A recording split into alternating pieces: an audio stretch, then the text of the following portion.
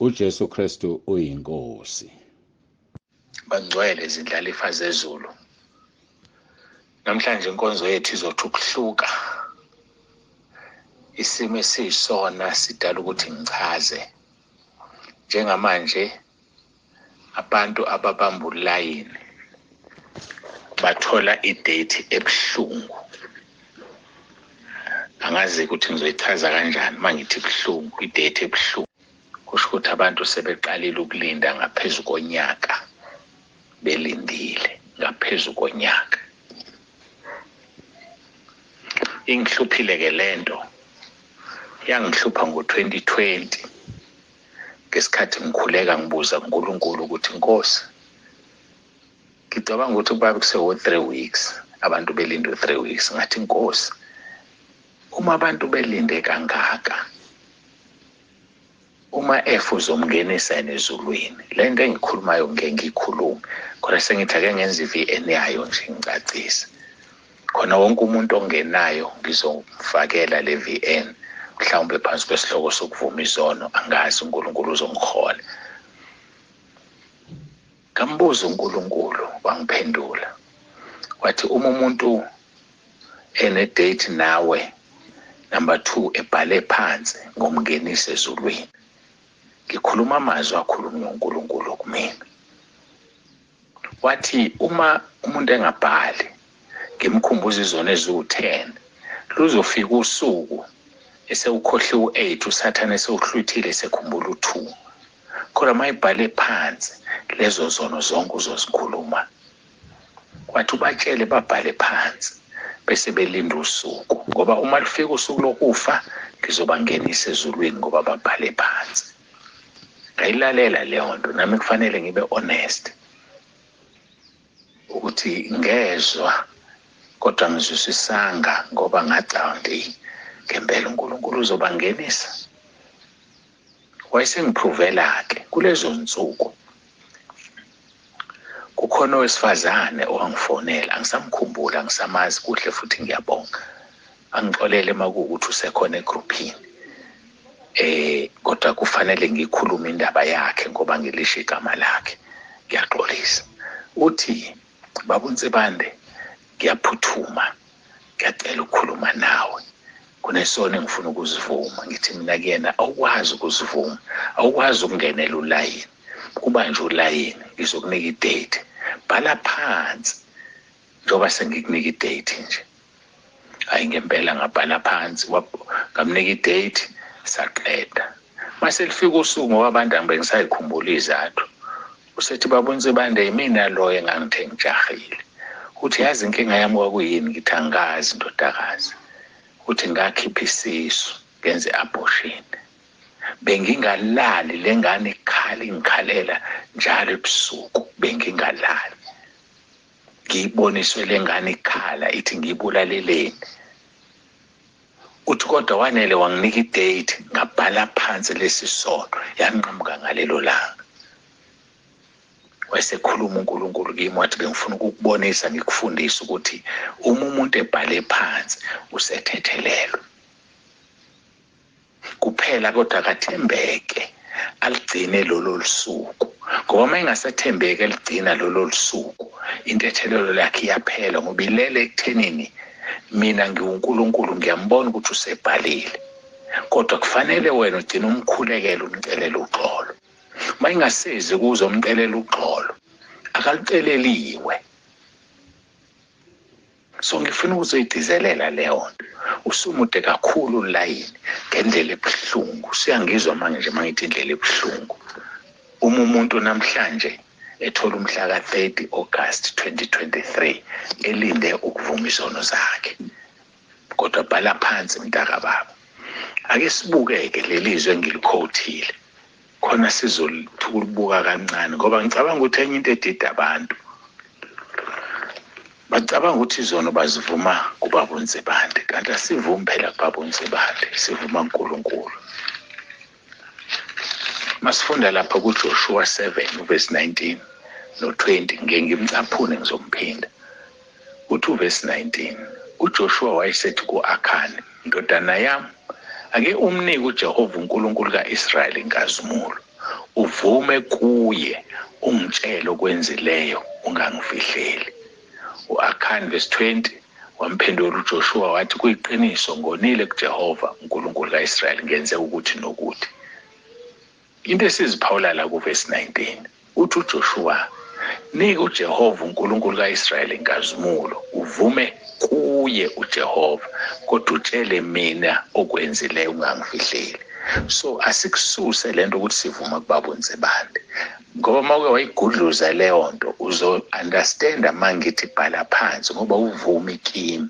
Ngesikhathi ubhala phansi uNkulunkulu uyabona, usekuthethelela, usekuhlanzile ngegazi lakhe, sekusela ukuthi wena uyigcine inkonzo ngokuthi ukhulume nobaba uNtsebande ngedate yakho. Kodwa uvumi kubaba uNtsebande, uvuma kuNkulunkulu, ubaba uNtsebande uzokhulekela. Uthi uJoshua, Akhani indodana yami, ake unike uJehova uNkulunkulu kaIsrayeli inkazimulo.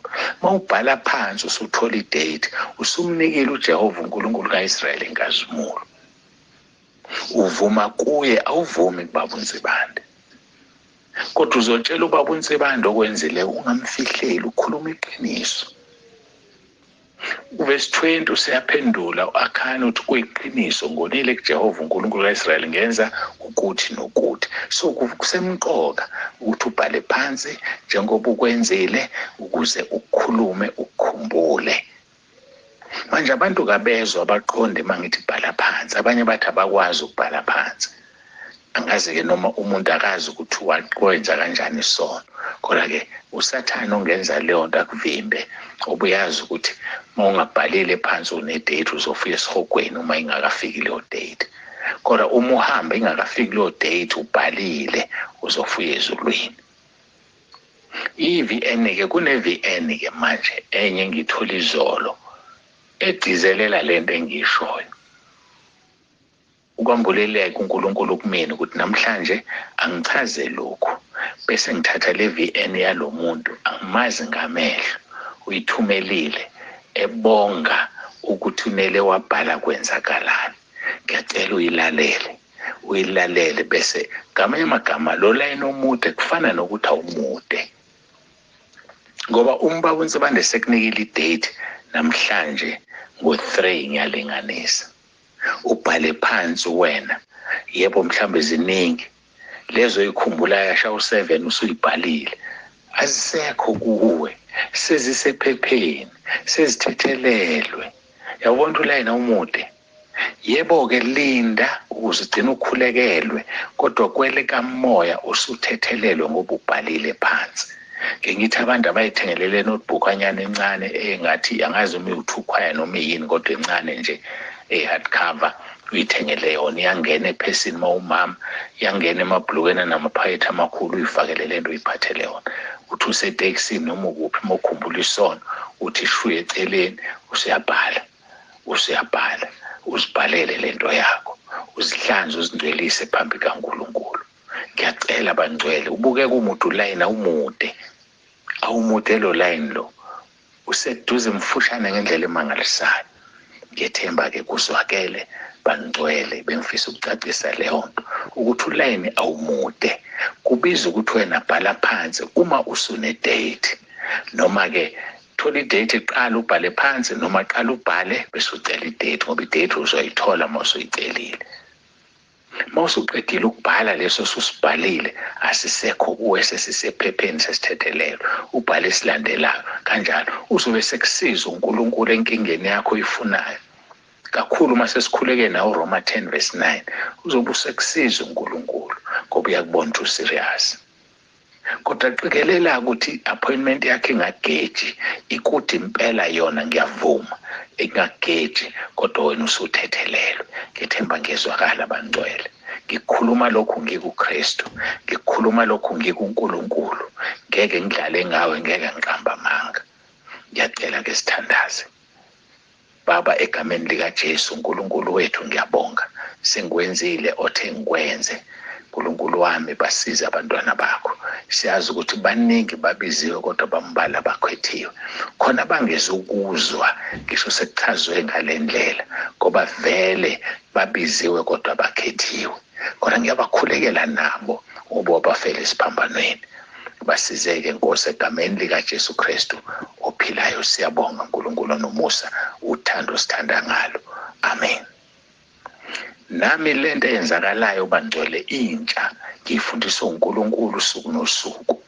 Ngakho-ke lalela-ke i-voice note elandelayo uze umntwana kaNkulunkulu efakaze egameni likaJesu. Ngiyabonga. uJesu Kristu inkosi, uJesu Kristu inkosi Baba. Ngiyabingelela ekhaya lizwi entabeni kaJehova, kuyabonelelwa egameni likaJesu. Ngiyaxolisa nje kakhulu Baba, izolo ngike ngabhala ngasenda iVN ngadelete ngaphinde futhi ngasenda weqa. Ngiyaxolisa kakhulu. Kade ngagcina ukuletha ubufakazi. Ngizobonga nje uNkulunkulu kakhulu ngakho angenzele khona. Emva kokuvuma kwenzeka umangaliso, ngizibone nje kona ngingichaze nje kakhulu, kodwa bengibona ngisephusheni sengathi ngivalelwe ejele elikhulu elisabekayo.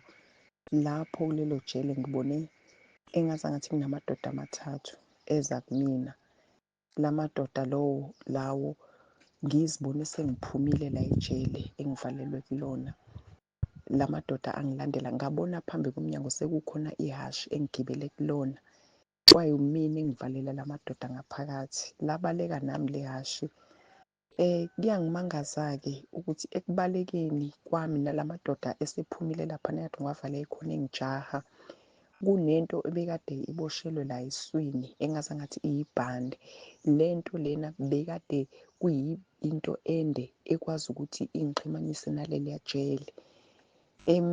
Ngazama ukubheka indawo la kade into ebengizosika ngalo leli bhande. Ngakhona-ke ukuthi ngibone isihlahla esinameva ngoba bekusehlane kusehlathini lana bengijaha khona. Ngalikhuhla leli bhande laze lasikeka laqaqeka. Ngabe sengiyalithatha ngalilahla eceleni ngabaleka. Ngithe mangithi ngiyaqalaza ngibheka wona la madoda, ngawabona ukuthi la madoda onanka wona abaleka aya kuleli cala engilahle ngakhona ibhande, mina ngibaleke ngaya kulelinye icala. Manje ngiyabheka ukuthi uNkulunkulu emva kokuvuma izono, uNkulunkulu wenze ukuthi khona lento ukuthi uma ungazivumile izono uba ne-connection, uba ne-tracker usathane ayifakayo kuwena. uNkulunkulu ungenzela umangaliso-ke bangcwele. Ngiyambonga kakhulu, ngizombonga uNkulunkulu ukuthi angiphe nje isibindi, amandla okuthi ngikwazi ukuvuma, ngoba ukuba ngivumanga kusho ukuthi ngabe ngisahamba ngisaboshezelwe esitheni usathane usene-tracker nami. Ngiyambonga kakhulu uNkulunkulu ekuseni. uJesu Kristu inkosi. Kuningi nje Baba bengakukhuluma kodwa ngenxa yesikhathi esinikezelwe sona, kodwa ngiyambonga uNkulunkulu. uJesu Kristu inkosi. uJesu Kristu inkosi Baba, uJesu Kristu inkosi.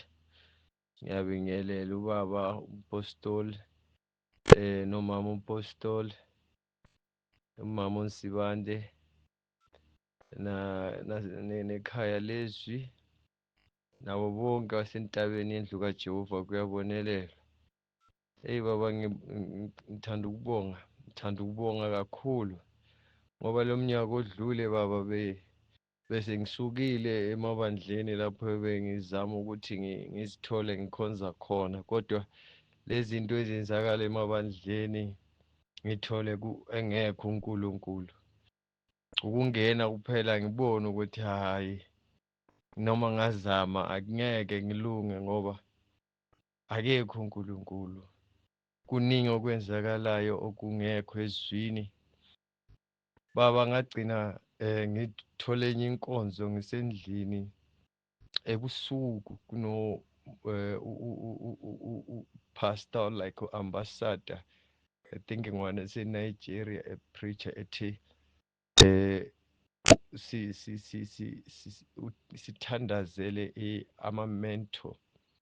imento yakho, ngoba ngalesi sikhathi bekunzima.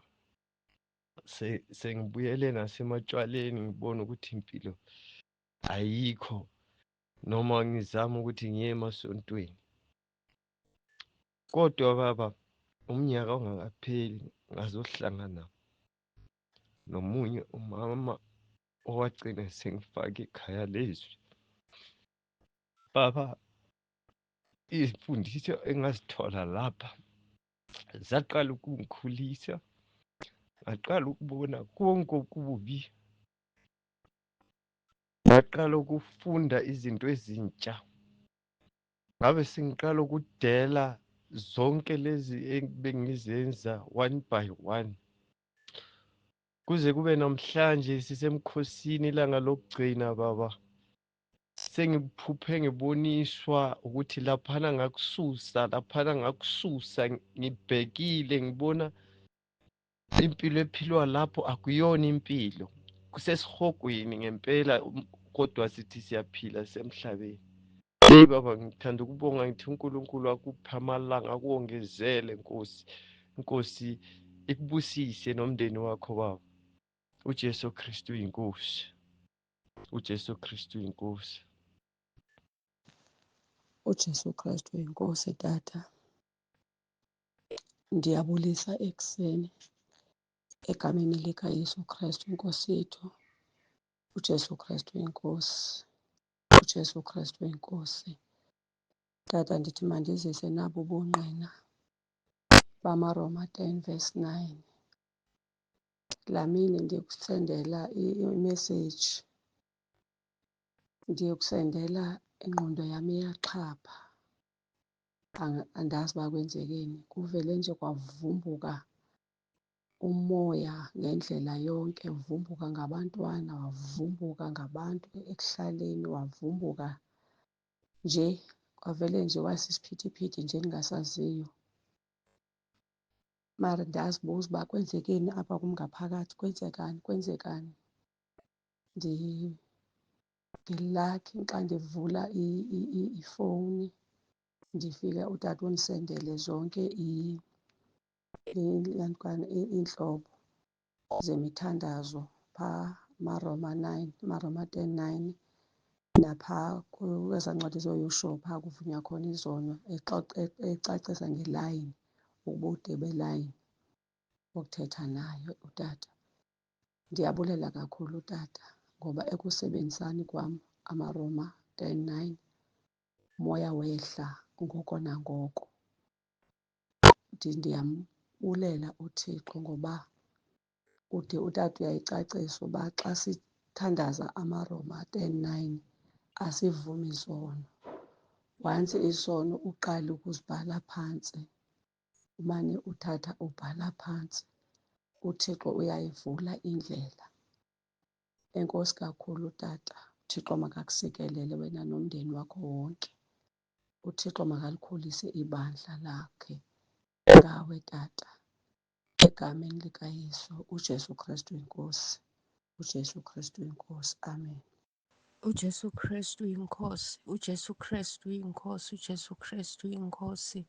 Ngiyabingelela kubaba Nsibande, ngiyabingelela emndenini wakaNsibande wonke, ngibingelela nakubazalwane basekhaya lwezibonke.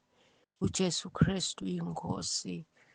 Ngithanda kubonga uNkulunkulu ngenkonzo yekuvumatono lengiyendile mhla ka-10 November 2025. Ngiyambonga kakhulu uNkulunkulu ngale nkonzo.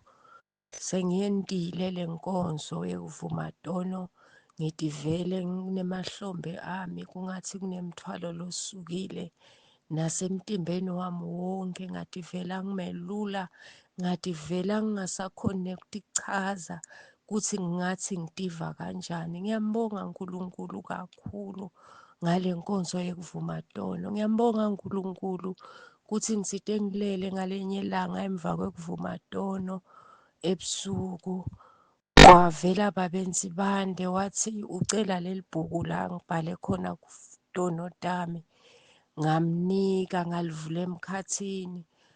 Wacala ekucaleni wathi funza le tono, wachubeka nato kwaze kwaba sekugcineni.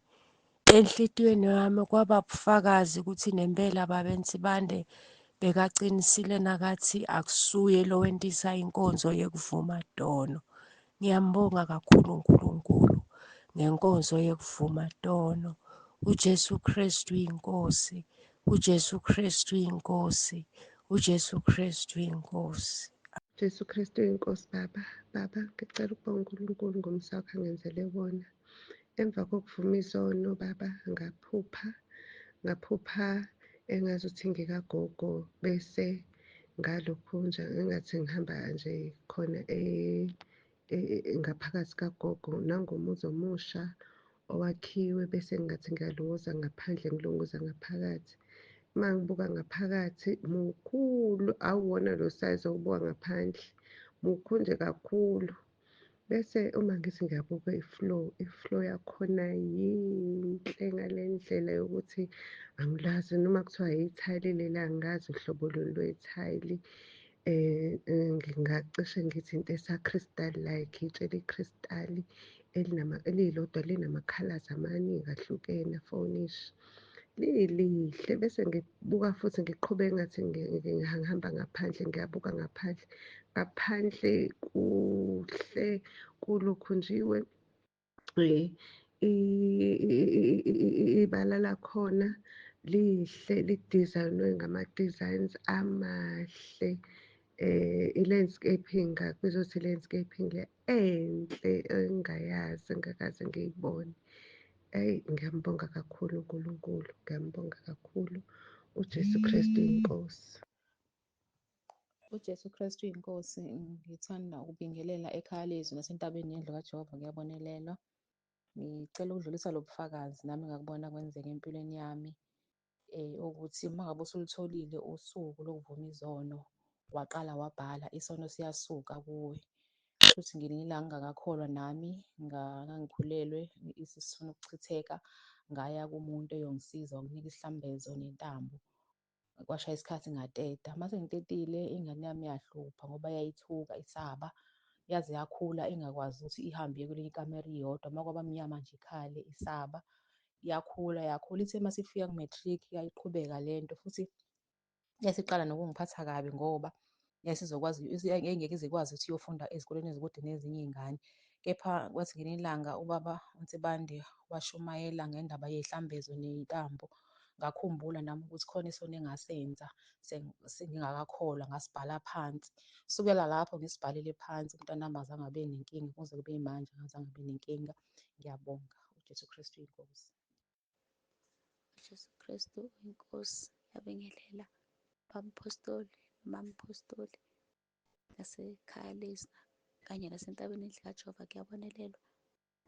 Bengithanda ukubonga kakhulu emveni kokuvuma kwami izono. Ngimbonge uNkulunkulu Baba ukuthi asilethele ubamphostoli ukuthi sikhona ukuvuma kuye, kepha sivuma kuNkulunkulu Baba. Ngiyambonga kakhulu. Emveni kokuvuma izono ngingafikelwa ukukhathala, ngakhathala ngaze ngalala. Base ngivukile ngezwa ukuthi kukhona okudilekile, namaphupho ebengiwaphupha amanye athusayo. Kodwa manje akwenza ngithi ngiyaphupha emveni kokuvuma izono, ngivele ngithi uJesu Kristu inkosi, bese kuyanyamalala, nyamalale. Ngiyambonga kakhulu uNkulunkulu, ngiyabonga kakhulu, ngiyambonga uNkulunkulu. Ngiyambonga uNkulunkulu ngawe bapostoli ukuthi uvume ukuthi akugibele. Ngiyabonga kakhulu, ngiyabonga uJesu Kristu inkosi. Jesu Kristu inkosi. Baba, emva kokuvuma izono ngibe nephupho. Leli phupho lengathi ngicindezelwa umoya, kodwa ngathi ngisehamba iphaseji, ngathi nanku umoya uyangisinda. Then-ke bese emva kwalokho ngavele ngasho ngathi uJesu Kristu inkosi, ngihambe ngiye phambili lo ngisho uJesu Kristu inkosi, ngibuye ngihlehlele emuva ngathi ngihlehlela ngakona, ngitshengisa hhayi ngiwusabi lo moya. Lokuthi uJesu Kristu inkosi, ngiye phambili ngiye emuva. Ngiyambonga kakhulu uNkulunkulu, uJesu Kristu inkosi.